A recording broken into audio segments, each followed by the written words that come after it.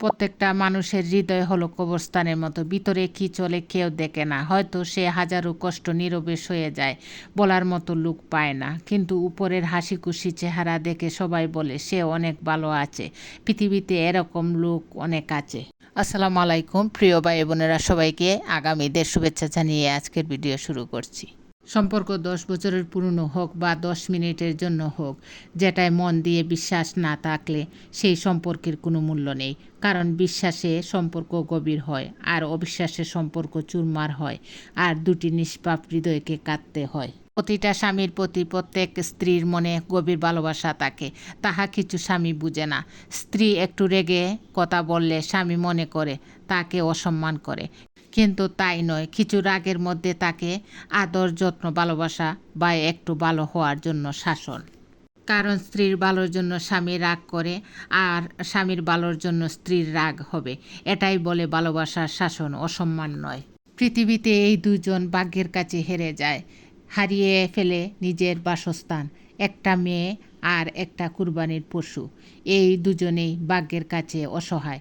কারণ একটা মেয়েকে ফ্যামিলি সবাই যতই আদর ভালোবাসা দিয়ে বড় করুক না কেন, দিন শেষে ফ্যামিলির সবাইকে ছাড়তে হয়, হোক যত কষ্ট আর হোক যত মন খারাপ।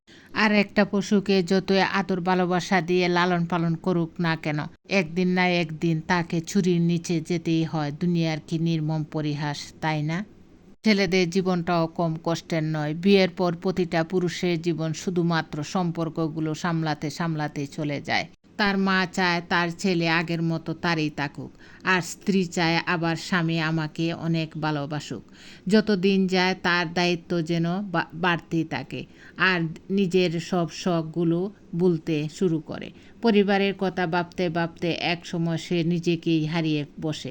ওইদিকে মা মনে করে তার ছেলে বিয়ে করে বদলে গেছে, স্ত্রী মনে করে স্বামী তাকে আর আগের মতো গুরুত্ব দেয় না, আর ভাই বোন মনে করে বিয়ে করে বউয়ের কথায় আমাদেরকে ভুলে গেছে। আর ওই দিকে বেচারা চিন্তা করে কুল পায় না যে সে এখন কেরিয়ারে ফোকাস করবে, নাকি পরিবারকে খুশি করবে, নাকি স্ত্রীকে সময় দিবে।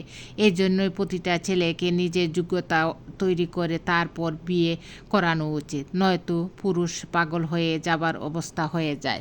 স্ত্রী স্বামীকে বলল, আমি একটা জিনিস লক্ষ্য করে দেখলাম, আমি তোমার সাথে রাগ করলে তুমি আমাকে নানাভাবে হাসাতে চেষ্টা করো, এর কারণ কি?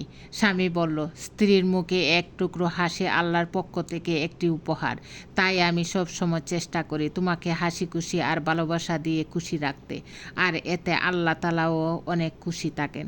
স্ত্রী বলল, সুবহানাল্লাহ, সত্যি তোমার মতো স্বামী পাওয়া খুব খুব ভাগ্যের ব্যাপার।